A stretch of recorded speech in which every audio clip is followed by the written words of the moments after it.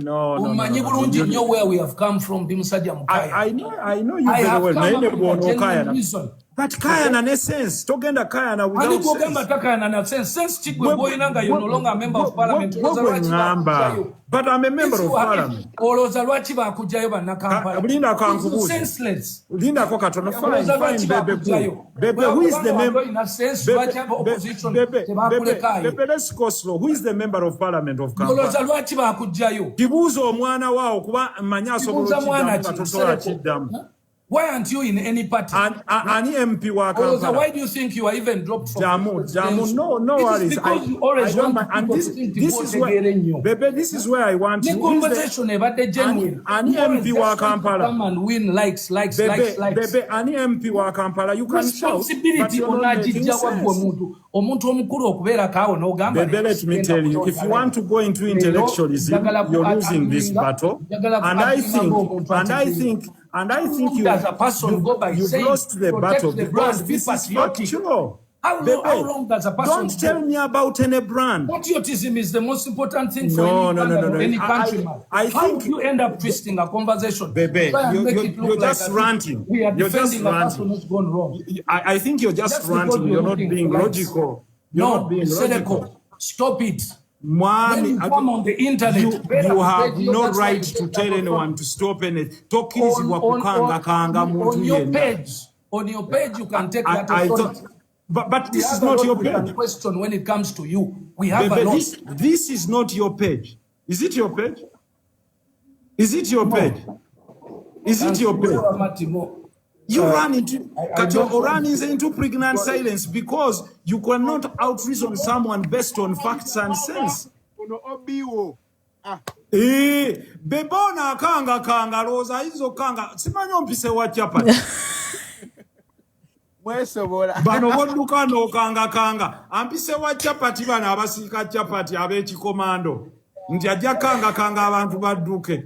Bebe Cool Mr. Moses Ssali bade bamutira miguwa yadduse ku TikTok live na kibagamba yesurroundinga ne ba yes man banji abantu ngayogera ne bagamba musajja mugezi kyayogera kye kisembayo number 1 lwakuba celebrity ekyokubiri ayina mwaka sente kuluno ngali ku TikTok live ne Barrister Timo nga Haji Nsereko ajoininga singa Bebe Cool musajja mugezi either yandiduse kwa yo live oba naagamba network efudde n'akyusa topic.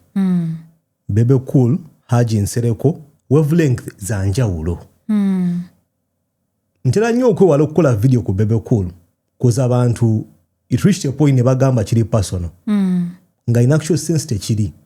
Sometimes ayina ebintu byayogera n'omwana omuto n'abisako question mark.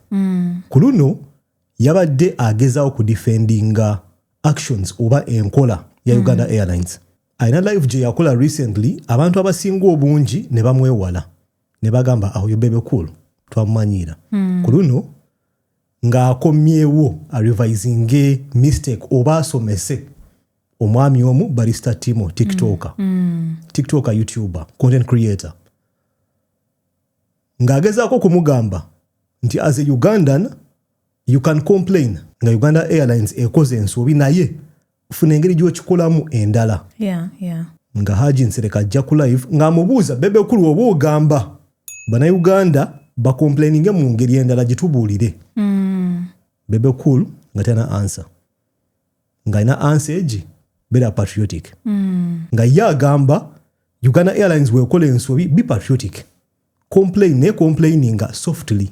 Oshtegera complaining omuntu eyasomako exactly wasting do obudde obadde ogenda Dubai obadde ogenda London obadde oli mu bwangu ogenda celebrating a Christmas ne family. Uganda Airlines nekola crap nekola nonsense. Nga yakugamba be patriotic, complain differently. Bamubuuza how nanyiga ngalasa kuwa answer nga akola kye tuyita kosa coughing. Okimanyi ekyo omuntu anywa omwenge obwongo bufa n'afuna kosa cough syndrome. Bebe Cool abadde akosa coughing.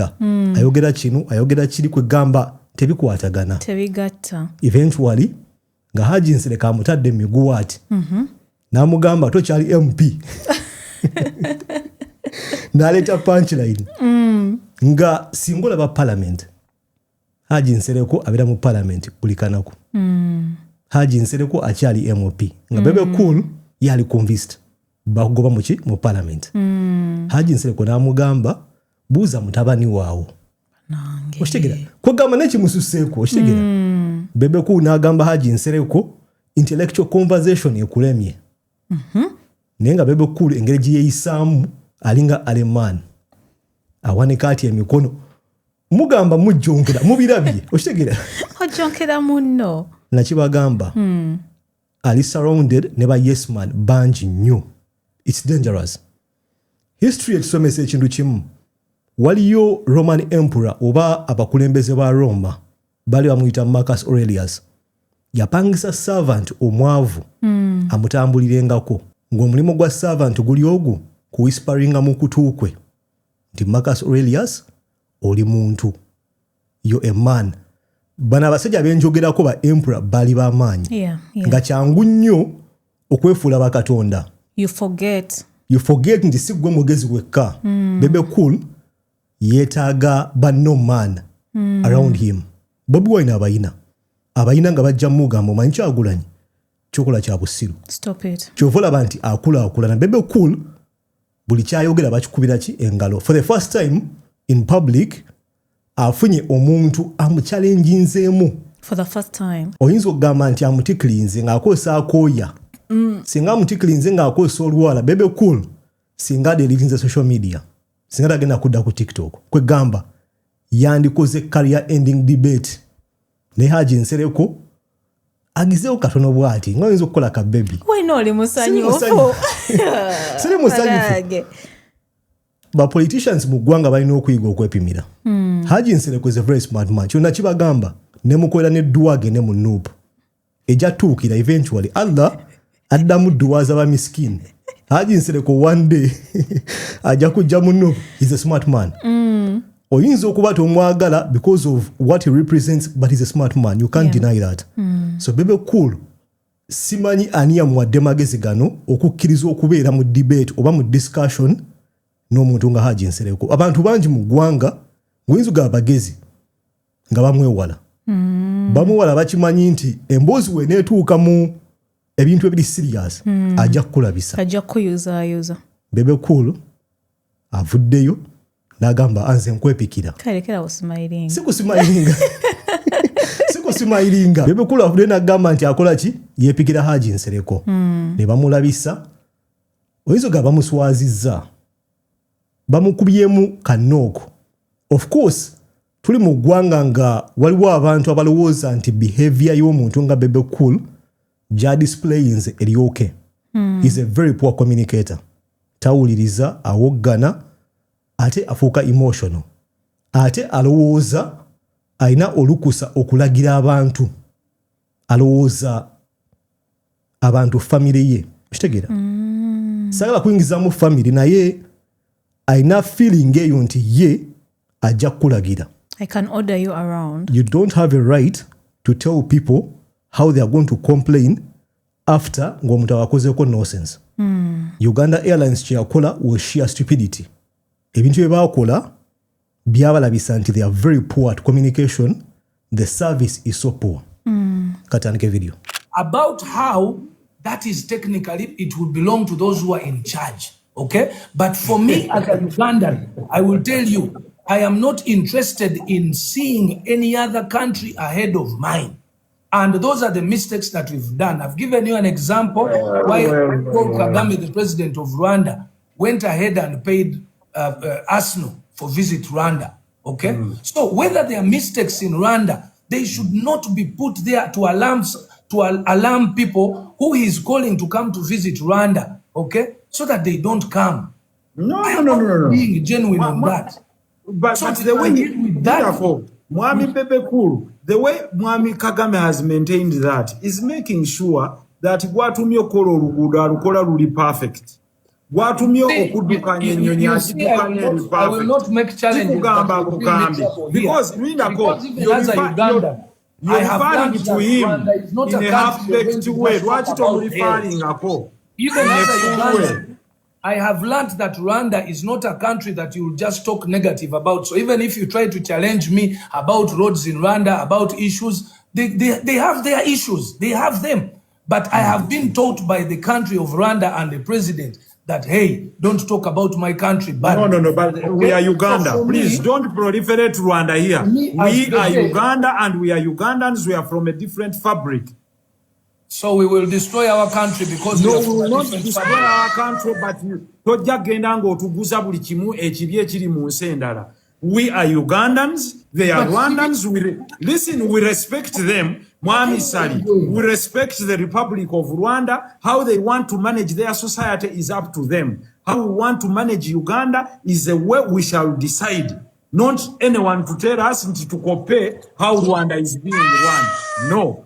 But why do you keep on bringing it as an example of you brought Rwanda air? Yeah, joking. Now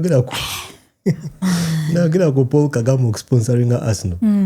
Now, eno conversation yabadde tricky. Buba wabadde ku live. No, njagala ontegeere. Njaga tegere Bebe Cool here. Bebe Cool being Bebe Cool. Let us understand Bebe Cool. Omanyi wewe ekigambo over 2025 tuzze tukyogera almost in every video ekigambo communication and still ne mu live eno olaba nti tebasobola maintaining a proper communication. They talk on top of each other. That is not proper communication. Uganda by they what do you mean? Ntegeeza Honorable Nsereko wajirabye gundi eyo n'addeko ku live ngana yogera on top of the other. Bonna they reached a point when they lost communication. Naye nga bino ebintu byonna, all these problems could have been solved from the beginning. Nti Uganda Airlines vayo and communicate. Ngenda kudamu ekigambo kyekimu. It comes back to communication. You have a problem, communicate. Naye tukize nti the way you're going to communicate, si yemu gye ngenda communicating ngamu. Bebe Cool bwogezaako mutegeera. To a certain level, he was right. How? Normally, we want the best for our country. And that's what he was trying to push for. Nti yes, tugezeeko okubumba. Where I don't agree with him is being selective.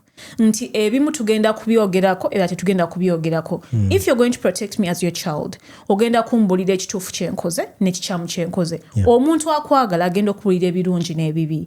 Ugandans okuvayo ne banenya Uganda Airlines. One, it's for the love of their country. Two, it's not because kino ekintu kyakatuukawo. Over the Christmas period, ennyonyi ezibadde ziva London, they were delayed. Over 12 hours. Before today, kanzireyo nga ennyonyi zino zaakatandika. Bibaddewo.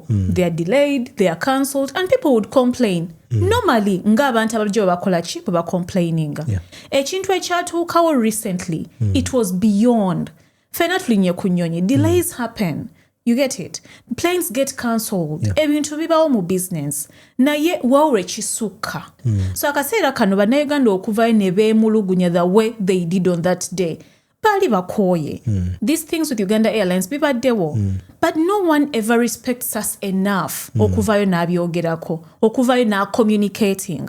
Ngenda ku emphasizing ekigambo kimu, communication. Yes, Bebe Cool wants us to protect the image of our country. Newe mba ngenda kuwa ekitiibwa nawe n'okukimpa.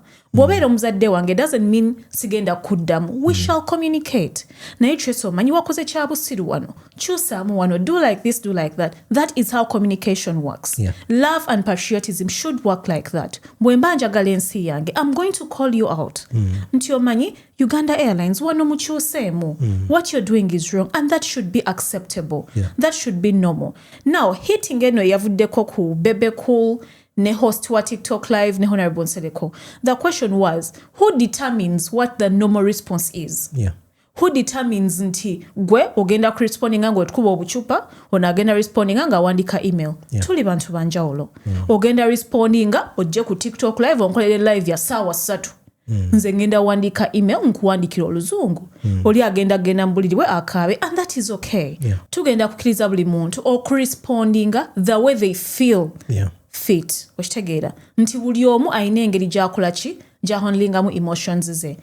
Challenge eyabadde ku eno TikTok live tugenda kuddayo communication. Why don't you allow me to pass out how I feel mu ngeri yange? One subject in Bebe Cool wanted to speak. Nga buli kimu alowooza alina answer yakyo nga takkiriza Haji Nsereko kwogera. Ebintu nga bino wamusirika eventually the worst case scenario will happen. Ennyonyi ejja kugwa. ekuba abantu because of mukireke musirike ensobi ebaddewo mugibikire nedda. Why? If a thing as sensitive as a flight mukisirikira, the result is one, a crash. Crash ejja kujja tugambe kale singa twayogera. Okitegere? Bitandikawo ebiti. Nnyonyi eri delayed, attendant, empisa mbi, okitegera ebintu tuwe bityo. Eventually ennyonyi neekuba abantu ekigo. The earlier the better. Prevention is better than cure. Omuntu yenna nga Uganda Airlines ekoze ekyekisiru vva ayogere. Emize Bebe Cool gya preachinga mbusirika. Bikkirira oba okomplaini nga kikole mu ngeri endala protecting a brand etya. Ensonga ya Uganda Airlines mulimu bannayuganda nga Bebe Cool abagitwala ng'ey'omuzannyo. Ekintu ng'ennyonyi, the end result is a crash. It's death, yeah. Crash ate nga sigamba mbu ogenda kuwona ojja kufa. Uganda Airlines bwe tubabera careful ngenda kiyisaawo oba kibalume ejja kukuba abantu ekigo. We need to be very careful. N'engeri gye baoperatingamu bitandikawo ebiti. Gwedayo osome history y'ennyonyi zonna ezigudde. Poor service, eventually a crash. There are always micro problems obuntu wetujanga to ignoringa. Then it accumulates nekifuuka ekizibu ekinene. Ekigenda okonsuminga life y'abantu. Naye in all this, before we even reached here, obuzibu buva ku Uganda Airlines. Lwaki Bebe Cool aba ateekebwa mu position evaayo okudefending? No, I want to understand him. He's a patriot. Ayagala ensi ye. He wants everything good for the country. But why should Uganda Airlines let Bebe Cool bamunyige bwe batyo? Tewali yamutumye. No, he is a patriot. Ngenda kiremerako, he's a patriot. For him, he wants everything good mu nsi ye. Agenda kugezaako, agenda teekayo omukono gwe bagusaleko because he's defending his country. You get it? But why should Uganda Airlines let him okunyigibwa bwe batyo? And yet they can do something about it. From the beginning, Uganda Airlines come out, apologize, give people accountability. Twandwadde tetuuka neno conversation. Twandwadde tetuula wano kwonoona budde. Yes, muine byokola bingi. Naye bu complaints bungi. Ate nga tuddayo ku kigambo patriotism. Ugandans bagenda kupostinga ne video bakugamba leero twadilenze naye emmere yabadde nnungi. Leero twadilenze naye twaflyinze bulungi. That is patriotism. Abantu baagala ensi yaabwe. Abantu baagala ennyonyi yaabwe. Exactly. Ajja kuteeka ku TikTok akubire lawyer. Exactly. The difference. So, to me, sigamba nti I'm defending Bebe Cool here. Naye omusango omunene, the cause of all these problems, Uganda Airlines obutavaayo nebeera accountable. I know the CEO yakola interview ku NBS, but is that what we really need? Was that the solution to all the problems? Vaayo, give these people, abantu bafiirwa businesses zaabwe, abantu badelayingibwa, people lost a lot. Come out, show some compassion. Kitegeera, omuntu vaayo omukubagize, weetonde ne bw'oba otulimba. Naye weetonde omuntu mulage nti we value you, our customers. That alone will solve so many problems. You're talking about a person who even has successes in Uganda. My brother, tewetaaga kasuka mikono. You can make your expression without. Nsereko, you see, that's what we are not in a brawl. So, but then you're used to TikTok. You're used to this issue of always trying to win a conversation. No, but my brother, nze abadde ayogera gwe no interjecting. I think I am honorably going to say this to you. This conversation was between me and that boy and that man who Barrister Timo, and it was about keeping the if you're going to blame the country, you can blame. We love our country. Let me tell you, the fact that people love their nation is that they put their blood on the line. Muhammad Ssali, you love your nation. You're not the only Ugandan who loves your nation. Era tetusobola kipimira ku ngeri ki gy'oyagala Uganda Airlines. Therefore, we are saying, we are saying, buli omu mu genuine contribution ye n'agula tiketi, kitegeeza ayagala Uganda Airlines. N'agipromotinga ayagala Uganda Airlines. But we are saying Uganda Airlines does not hold the right to mistreat its customers. It doesn't. Who disagrees with you on that? Therefore, you don't tell me the formula of how I'll condemn Uganda Airlines. No. This Muhammad Nsereko, let me say this to you. As an the same way I Bebe Cool tachiraba. Man. Nsasule sente zange. You don't tell me how I'm going to complain. He has agreed. Oh, nedda kota agree. Okitegera? Complaints help companies to improve. In Uganda, it doesn't work like that. That's the problem. That's the problem. Companies nga URSB ngenda jukomyao. URSB is one of the most functional parts of our institutes mu government yaffe. URSB is efficient. Yeah. okutereera through complaints because ba client baayo they are serious people. Anti mu argument ya Bebe Cool mu kifo ky'okunkolera live TikTok live nojja n'ogamba mweba Uganda Airlines mwayononye emigugu gyaffe lwaki towandiika email baziddamu lwaki tokuba ssimu wadde amasimu gawe tebagakwa bye tubagamba ebyo so omuntu omulekera option other than coming online ate olunaku welcome okuyita frustration builds eyandibadde ayagala okuba essimu bw'otagikwata anyiiga buto yeesanga ng'akuyisizaamu eggaali. exactly. I may disagree with you or Mwami Kyagulanyi or President Museveni. Don't tell me the how.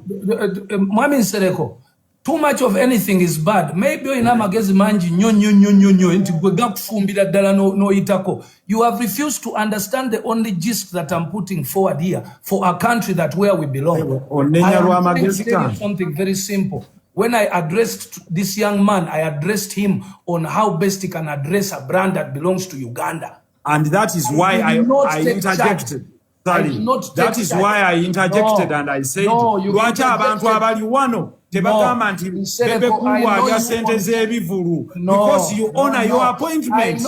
I know you very well 100%. In such a situation, these are situations where, because a person like you, I can ask you, you've been a member of parliament in Kampala for how many years? Yes. Over 10 years. Now, 15. For 15 years. Yeah. Uganda has had potholes. Uganda has had everybody. True, because sente zali zino kola pothole mwati abayimbi ne muzisaba mu federation ne bazikuwa. No one has ever questioned you about sente zali zino okusiba ebinnya bazibawa abayimbi biliyoni nkaaga.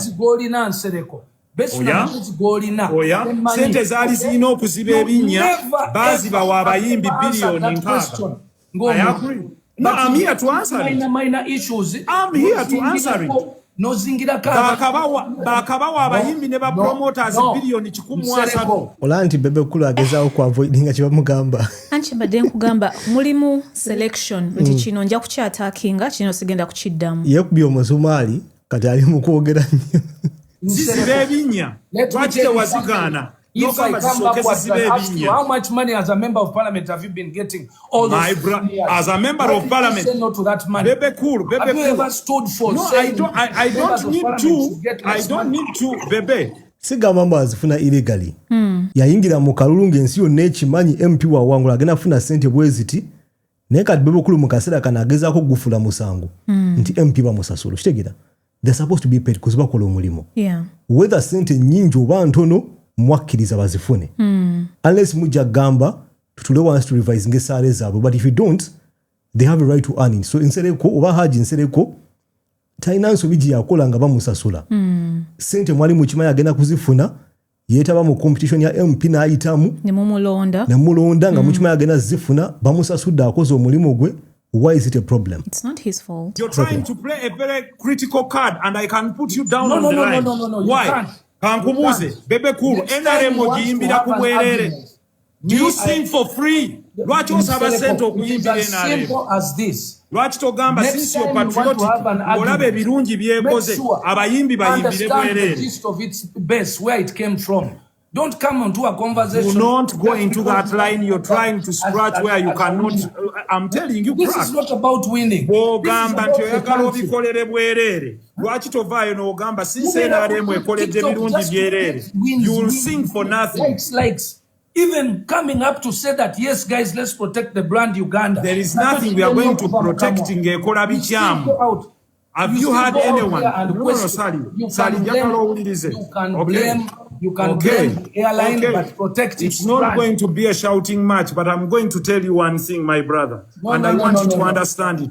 You understand, Nsereko, until when you understand the gist of the basis of the conversation. The how. The basis of this conversation was very simple. This is not about intellectual discussion. You're trying to run away from an intellectual discussion. You made it an intellectual discussion. How?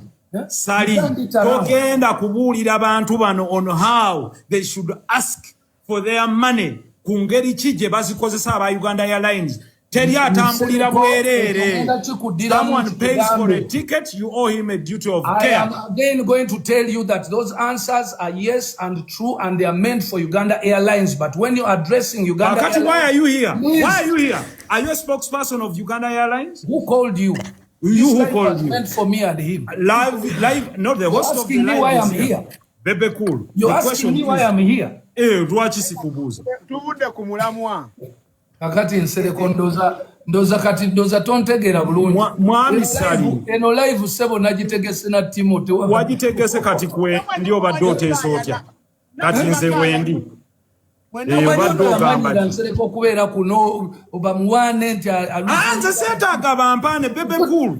Is that the reason why Tito Chali member of parliament kuda ku TikTok? Bebe, I don't belittle you. I don't think I want to. Listen, my brother. Omanyi one sign of losing an argument kasotandika okuzalawo kitegera nga bakutadde mu kkono oli miguwa ntandika okunafuya omuntu ng'oli kampi oli kaddugavu ogira akati okitegera Bebe byazzeemu wano facts ziganye azze kudimiininga abantu. I think you're trying to go off the track. But if you forego, I decided to retire on my own.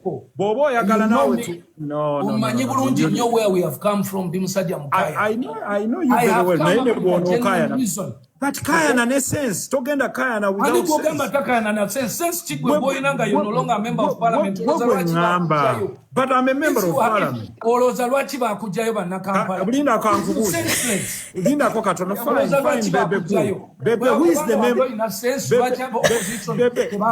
Bebe, let's go slow. Who is the member of parliament of Kampala? Oloza lwaki bakujjayo. Bani bana bamuje. Omanyi Bebe Cool ali convinced ali convinced Muhammad Nsereko CMP. Oba alowooza. This is sad. Olaba ebintu nga bino there is still time to improve. Also okusoma Bebe Cool alina obudde alina ssente. Invest in basic knowledge. Gula obutabo obusome. Ngena challenging Bebe Cool, read one book a day. Okitegera? Kale one book a day might be too much. Read one book a month. Anti obagenda gamba oba omuzalawa. Si kumuzalawa nedda. Ebintu nga bino by the way abantu balowooza ojja buzziwa n'oyogera nedda. Ebintu nga bino it's knowledge you build up over years. Yeah. Wensoma era akatabo ne wayitawo omwezi gumu n'ensoma akalala, the knowledge builds up.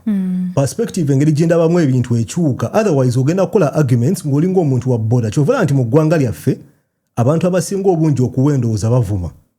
Kuzi option gye balina tebasoma. They don't have facts. Tebamanyi the basics of what they are talking about. Bebe Cool ku bintu byayogerako doesn't have a single knowledge of how an airline works, of how complaints work, oba client akola atyo kitegere ye kyamanyi kiri kimu ngena kimuwa. He's a very very talented musician. Akuba omuziki tetugenda muwa advice mu area ajja kujja wano atusomese. Wekituuka mu football academy ayinayo abaana agikozeeko research kwegamba ayina lived experience. Tetugenda kujja wano tumuwa advice naye ebintu by'ensi Bebe Cool alina okutuula wansi asome. Ani MP wa Kampala? Come and win likes. Bebe, ani MP wa Kampala? You can shout. Responsibility onagijja wagwe omuntu omukulu okubeera kaawo n'ogamba. Bebe, let me tell you, if you want to go into intellectualism, you're losing this battle. And I think you've lost the battle because this is factual. How long does a person don't tell me about any brand. Patriotism is the most important thing for any country. I think you end up twisting a conversation. Bebe, you're just ranting. You're just ranting. I think you're just ranting. You're not being logical. You're not being logical. Stop it. When you come on the internet, you have no right to tell anyone to stop anything. On your page, you can take that authority. But this is not your page. Question when it comes to you. We have Bebe, this is not your page. Is it your page? Is it your page? Is it your page? You run into pregnant silence because you cannot out-reason someone based on facts and sense. Bebona kanga roza hizo kanga simanyo mpise wa chapati. Bano boduka no kanga ampise wa chapati bana abasika chapati ab'ekikomando nti ajja kanga abantu badduke omwaka gwo guganya okuggwa naye nga siri kangebo siri wa chapati. Truth be told tuyiga okwogera n'abantu. And then ekirala gezaako okunoonya oba okulonda ebikwano gyo bulungi kubanga oba tosaba kuŋŋamba nti kyenkoze kikyamu I end up embarrassing myself oba nkula emize emikyamu kubanga twali agenda kumpabula twali agenda kuvayo kuŋŋamba naye man kyokola si kirungi. And if we are going to love our country oba tugenda protecting ensi yaffe oba tulowooza oba twagala kulaga nti fe abasinga okwagala ensi yaffe injustices ezigenda mu maaso eziragibwa ku Twitter eziragibwa ku YouTube eziragibwa in very many platforms zo nga tetuzoogerako. You get it? Why don't we call out those people abakola those injustices nibagamba mumanyi what you're doing it's not patriotic tekiraga kifaananyi kirungi ku nsi yaffe omanyi gwe buvayo noyogera bwoti nowandika bwoti ku Twitter it's not good for our country. Okitegeera we shouldn't be selective. Bw'oba oyagala kubeera muntu wange tell me the good and the bad, don't be selective. Exactly. Weewale ba yes man funa balance ng'oinamba no man ng'omuntu ajja kugamba shaba kyokoze kya busiru nga tekigenda kubaawula. Bebe Cool problem gy'alina ba yes man bangi alina obuvubuka bungi obuli useless obumwetwolodde nga they bow to everything he says. Effect yeeno ekirala asome ngina kyemfasizinga Bebe Cool 2026 soma akatabo kamu buli mwezi. After 3 months okole live mujja kulaba ekintu ekyenjawulo mu Bebe Cool. Obuzibu bwafunye leero he's up against someone asoma. Omuntu nga ye educating nga tulina kuba specific. Soma ku finance, osome ku politics, osome ku religion. Kwagamba obeere all rounder. Tobeera mu society ngolowooza because njogedde ekintu kituufu nedda. Yogera ekintu with facts nga ekintu kiri backed with proof. Ne Bebe Cool ali ku spillinga feelings. Ndowooza olina okubeera patriotic, ndowooza ali ku ndowooza. Patriotic is the most important thing. Yabijja ku John Museveni. Njagala mpe ndowooza mu comment section wansi awo ku mbeera ya Bebe Cool. Engeri gye bamunyize ne bamuzza miguwa. Nalanko kasuka emikono, nalanko kudimininga n'agamba Haji Nsereko CMP. Take endowooza mu comment section wansi awo. Tujabala mu video edako. Peace.